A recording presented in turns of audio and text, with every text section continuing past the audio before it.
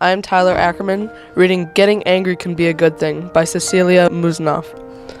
I believe that a little outrage can take you a long way. I remember the exact moment when I discovered outrage is a kind of fuel. It was 1980 and I was 17, the daughter of a Bolivian immigrants growing up in a suburban Detroit. After a dinner table conversation with my family about the wars going on in Central America and the involvement of the U.S., my country by birth and my parents' country by choice, a good friend said something that set me off. He told me that he thought the U.S. might someday go into war with Latin America. He looked into my eye and told me that if this happens, he believes my parents belong in an internment camp, just like the Japanese Americans during World War II. Now this was someone who knew us, who had sat at our dinner table, who knew how American we are.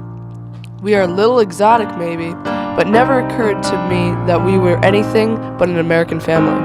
For my friend, as for many others, there will be always doubt as to whether we really belong in this country, which is our home. Enough doubt to justify taking away our freedom. My outrage that day became the propellant of my life, driving me straight to the civil rights movement, where I've worked ever since. I guess outrage got me pretty far. I found jobs in the immigrant rights movement.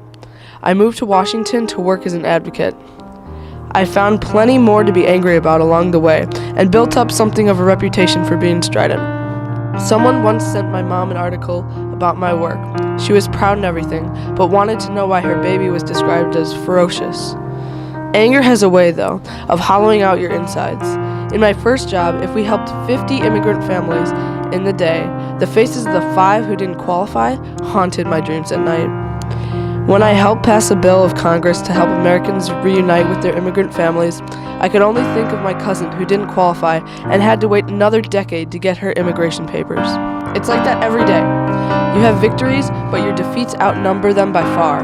And remember the names and faces of those who lost. I still have the article about the farm worker who took his life after we lost a political fight. I have not forgotten his name. It's not just because his last name was the same as mine. His story reminds me of why I do this work and how little I can really do. I am deeply familiar with the hollow place that outrage carves in your soul.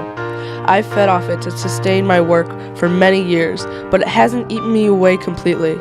Maybe because the hollow place gets filled with other, more powerful things like compassion, faith, family, music, the goodness of people around me.